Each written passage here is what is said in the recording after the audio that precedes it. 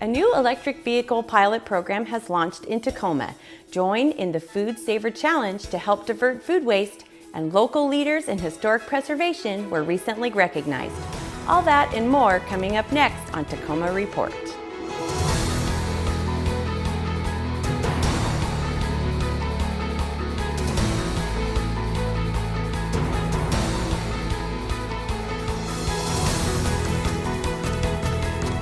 Hello and welcome to this edition of Tacoma Report. I'm Angie Foster. Laura Proctor is off this week. The City of Tacoma has launched an electric vehicle charging station pilot program. Stacy Ellifrit has more on how this program can encourage EV adoption. One of the largest sources of greenhouse gas emissions here in Tacoma is from cars and trucks. Looking for ways to address this major challenge, the city developed the Electric Vehicle Charging Station Pilot Program. This program aims to make electric vehicle ownership easier by working to break down a major barrier. The number one concern we get from folks who want to be an EV driver but haven't taken that leap yet is access to charging stations. It's that time and time again, that is the number one barrier. So we got our team together and said, what are all the ways that we can address making it easier for everyday folks to get access to charging stations? This 5-year pilot program consists of temporarily lifting the right-of-way occupancy permit requirement for property owners who wish to install EV charging equipment at the curbside next to their home. People are confused about how to do that. Sometimes they don't have a garage. They live in an older home that doesn't have a garage, or they live in a multi-family building, no garage. There's lots of different barriers. So this will give folks the certainty that they need, that when they're at home at night, they can charge the car so it's ready to go to school or work the next day.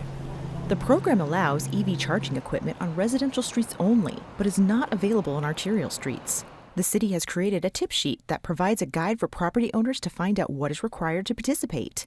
I'm excited to make it easier, more affordable, more accessible for others to be able to take this step, because electric vehicles at the end of the day, they don't pollute either polluted sound or our air. They cost less to maintain and own over the long term, and they're really, really quiet, and they're great to drive. For Tacoma Report, I'm Stacy Ellifrit. For full program details and information on getting started, visit tacomapermits.org or contact the Planning and Development Services Department. The City Council recently reappointed Elizabeth Pauley as Tacoma's city manager. And I have to say, having been a former council member and now mayor, having she's the third city manager that I've had an opportunity to serve with. And I have to say, she is doing, I would say she more than exceeds expectations. She's doing an amazing job every day. She is the first woman to be running our city. And I think she's setting an example for all women to follow. So city manager, I will be voting affirmative on this issue tonight. I enjoy working with you, not just because you're a good person at heart, but because you really care. City Manager Pauley served as the interim city manager in February 2017 until she was appointed to a 2-year term as city manager in May 2017. Previously, she was the Tacoma City Attorney. In collaboration with Google, the city's Community and Economic Development Department recently hosted a free workshop to help Tacoma's businesses promote their online presence. The workshop was one of the latest events to help facilitate equitable and economic growth and opportunities by supporting existing businesses, enabling reinvestment and revitalization, and also promoting the attraction and creation of new businesses and living wage jobs.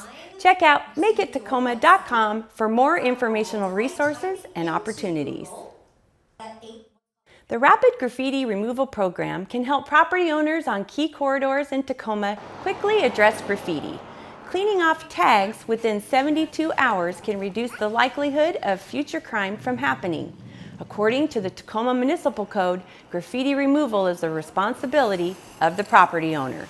To find out if your address is eligible for the program or to check out the city's graffiti removal guide, visit the city's website. If you see the crime in progress, call 911, or to report graffiti in your neighborhood, call 311. When we come back, we'll be joined by Government Relations Officer Randall Lewis.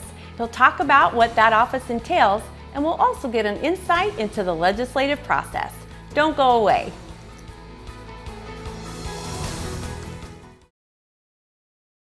Joining us today is a very familiar face to the city of Tacoma, Randall Lewis, the city's government relations officer and Inside Tacoma host.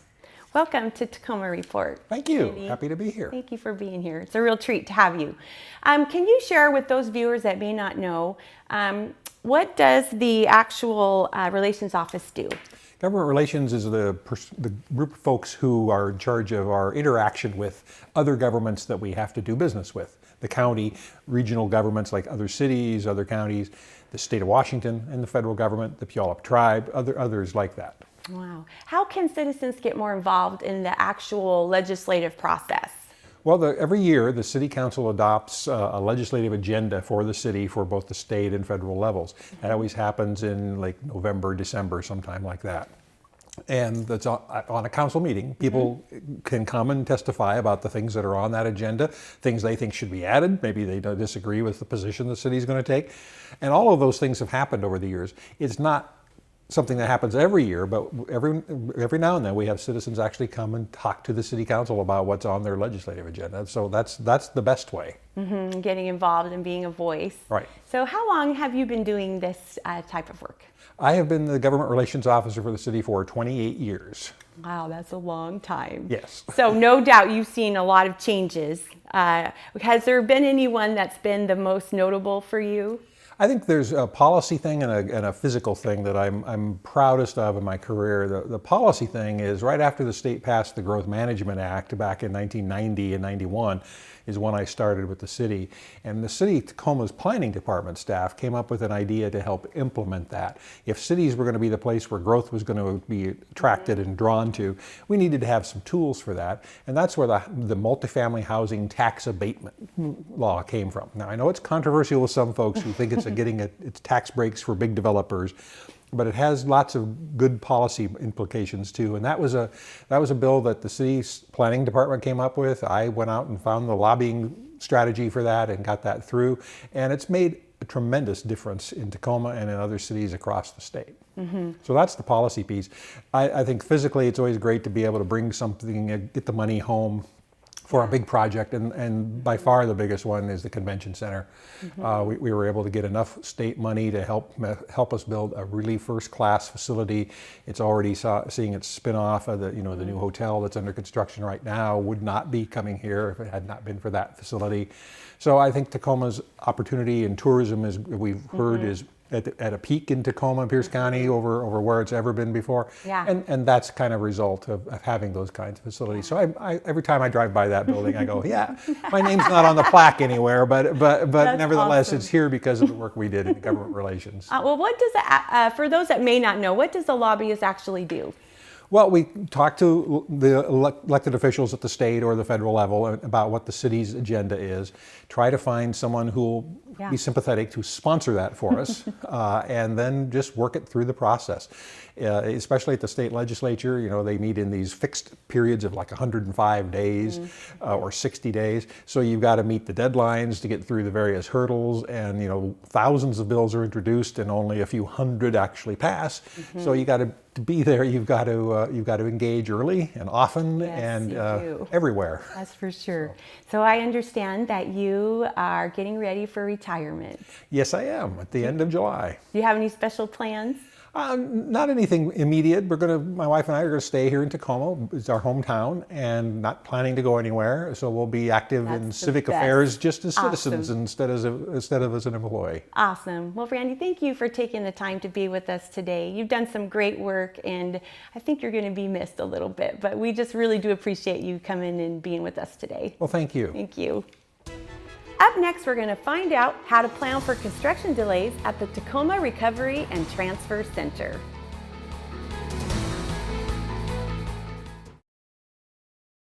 The city's solid waste management wants customers to know planned summer construction at the Tacoma Recovery and Transfer Center may cause delays. Construction to improve stormwater flow and control and treatment, and installation of better lighting, signage, and signals to improve traffic circulation will be happening through September. The traffic modifications will help make the facility safer for drivers and pedestrians. Last year, more than 2,000 yard and food waste bins were tagged for contamination. Customers can help prevent contamination of yard and food waste by following some simple steps. Megan Snow has more. As consumers, we want to buy the best products that make our daily tasks as easy as possible. And sometimes we don't know that a simple solution may not be as simple as we think. That is the case with compostable plastic bags. While compostable bags seem right, in Tacoma, they're wrong. It's really frustrating when folks buy a compostable bag. They're expensive, and while you feel like you're doing the right thing, it actually ends up being a contaminant in the compost. These don't break down completely, and so they actually just pollute the rest of the load. It's a common mistake, and it's easy to understand why. The bags are advertised as being compostable and are sold in Tacoma, but they don't break down in the 28 days needed by the compost factory, the city's partner. Our drivers are instructed that if you see a bag, tag a bag. And so if they find a bag in your yard waste, they will give you one of these. And the reason why, whether it's a plastic bag or whether it's a compostable bags, it's contamination, and it ruins the entire compost load. Instead of a compost bag, use a container. So it's really easy. You set it out in your kitchen after you've prepared a meal, it's filled up, you walk it out to your brown cart, empty it, rinse this out, and you're done. And while it takes an extra minute, it's the right thing to do, it feels good, and it's how compost is done right in Tacoma. Customers are the biggest ally the utility has to help them divert trash from the landfill and help keep rates low. For Tacoma Report, I'm Megan Snow.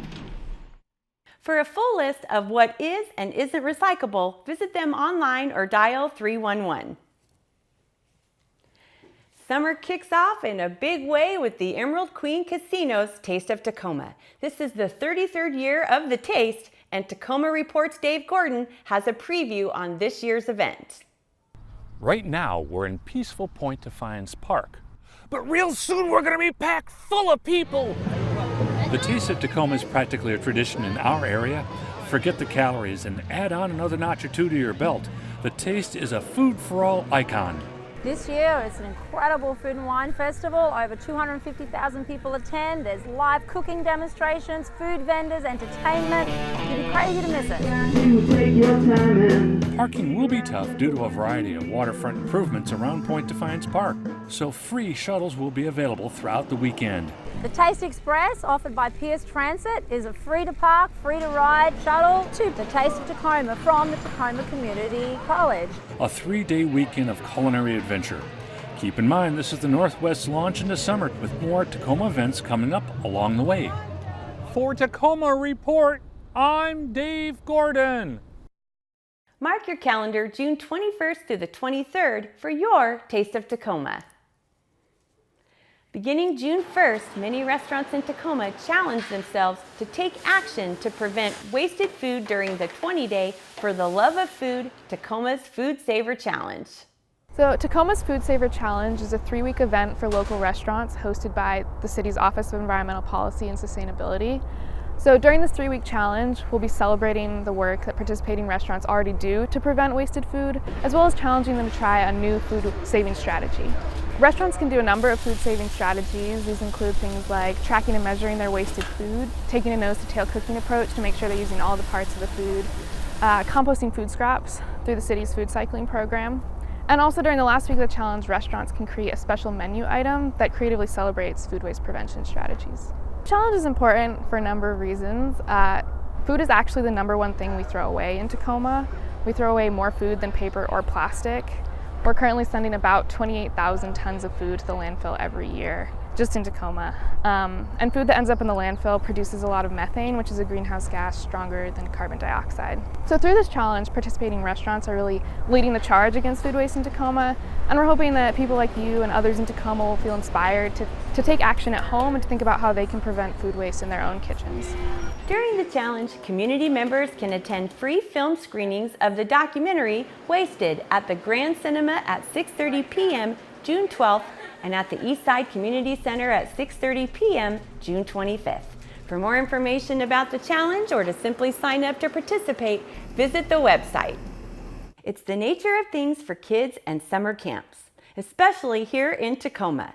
Metro Park summer camps are now open for registration, which is in full swing.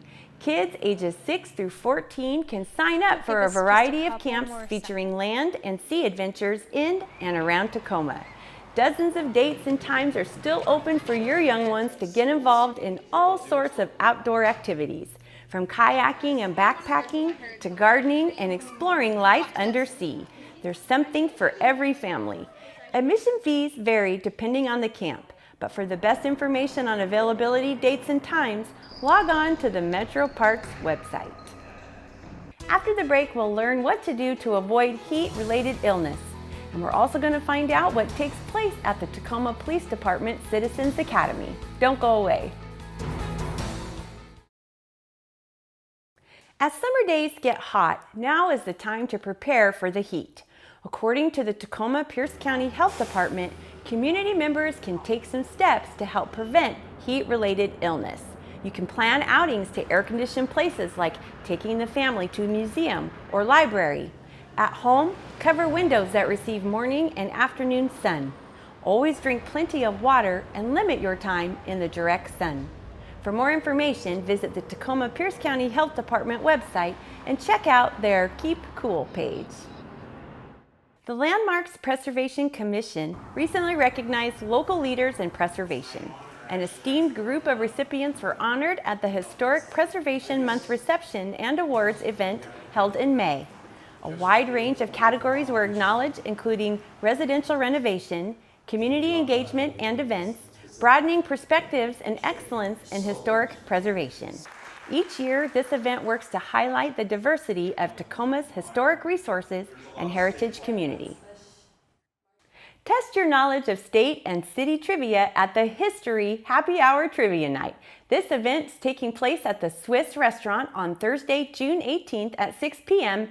It's free and open to the public. This is your chance to show your knowledge and win prizes. To RSVP today or to find out more about historic preservation programming, visit the city's site. And finally, the Tacoma Police Department recently opened the application process for its annual Citizens Academy. Each fall, the department welcomes a group of citizens to police headquarters to get an up-close and personal look at the way the department is organized and how it operates. Students learned about the functions of both the department's operations and investigation bureaus, as well as the administrative services it takes to manage a police department. Classes are held on Wednesday evening from 6 to 9 p.m. beginning September 11th and will continue through December 11th. There will be no class held November 27th due to the Thanksgiving holiday. To be considered, interested citizens can fill out an application for a background check and provide a copy of their Washington State driver's license. If you're interested in participating, visit the department online. That's all the time we have on this edition of Tacoma Report. A great way to find out about the services the City of Tacoma has to offer is by going to cityoftacoma.org. Until next time, I'm Angie Foster. Thanks for watching.